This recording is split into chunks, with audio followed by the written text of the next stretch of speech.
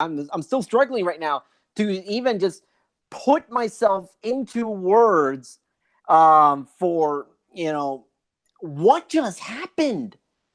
Like, we just got the Mike Tyson Buster Douglas moment from 1990 in Japan at the Tokyo Dome. We just got that in 2019 at Madison Square Garden. My God. Again, let me just reiterate, for those of you who are tuning in and are confused of the title of the podcast, yes, Andy Ruiz Jr.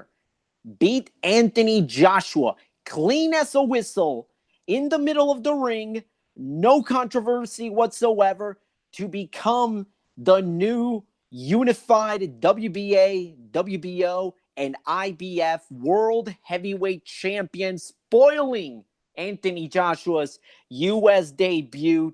And I do mean spoiled the debut.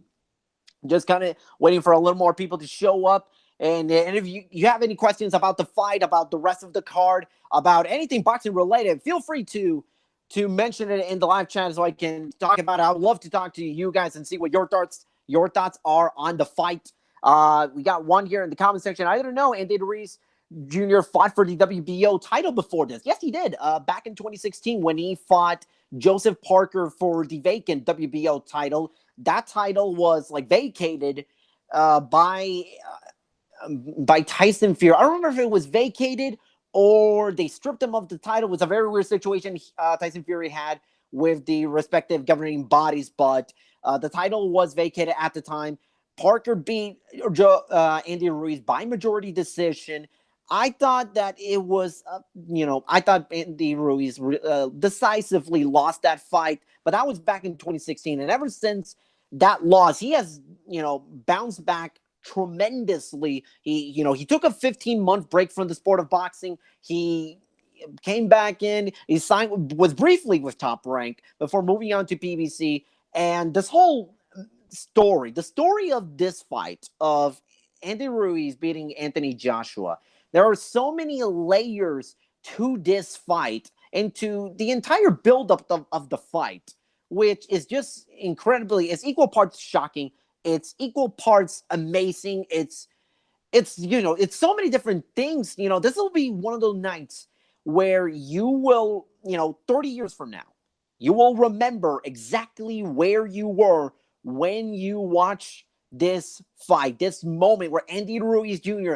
beat Anthony Joshua to become the new unified WBO heavyweight champion.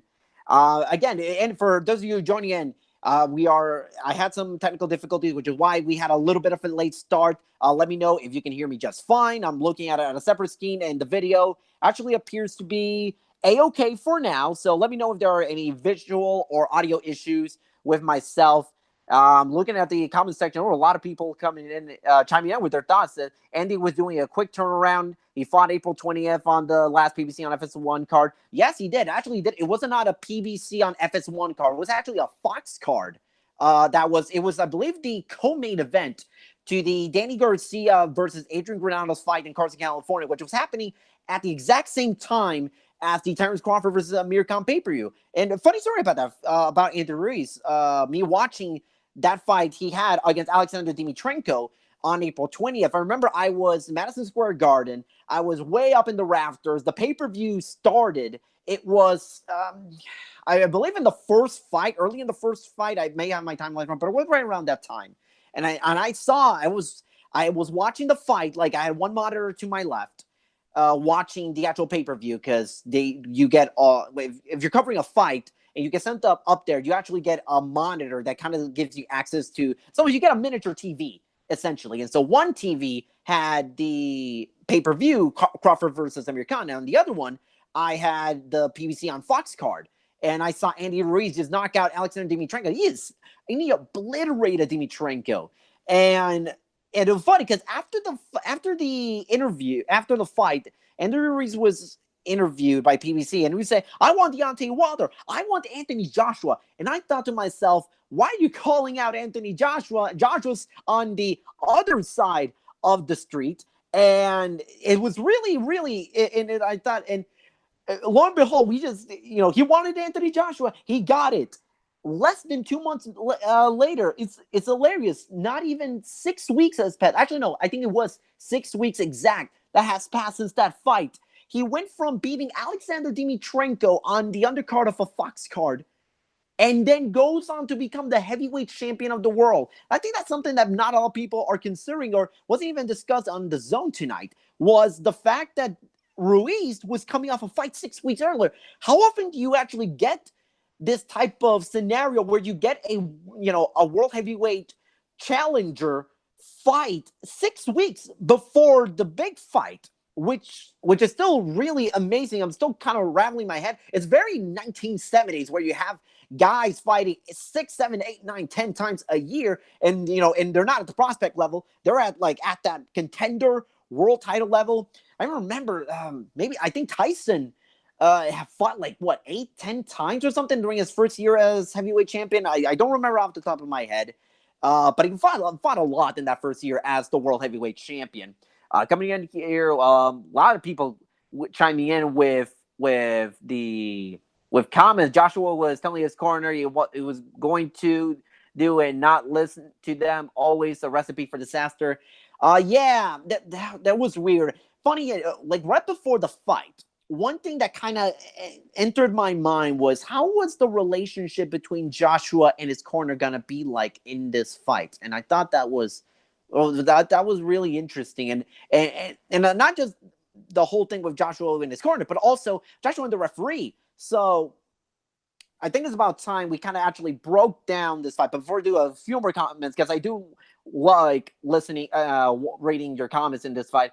With this win, Premier Boxing Champion owns all the World Heavyweight Championships. Exactly. That's another thing.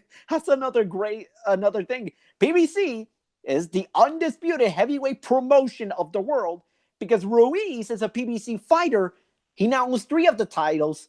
Wilder now owns the 4th title, and he's with PBC. And oh my God, I gotta wonder, does anybody have any idea what Deontay Wilder must be feeling right now?